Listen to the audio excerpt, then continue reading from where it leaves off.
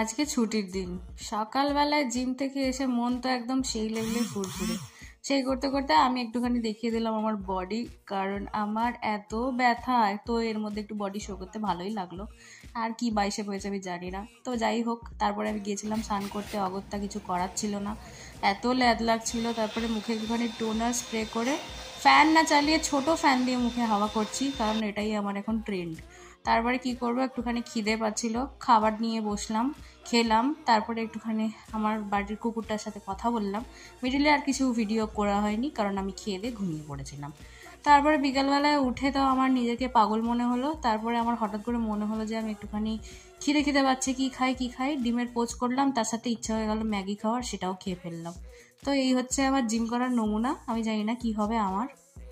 তারপরে গিয়েছিলাম দোকানে, ও করলো একটুখানি পুজো, আর তারপরে আমি দেখছিলাম একটা সিরিজ, আর এই করতে করতে বাড়ি চলে এলাম।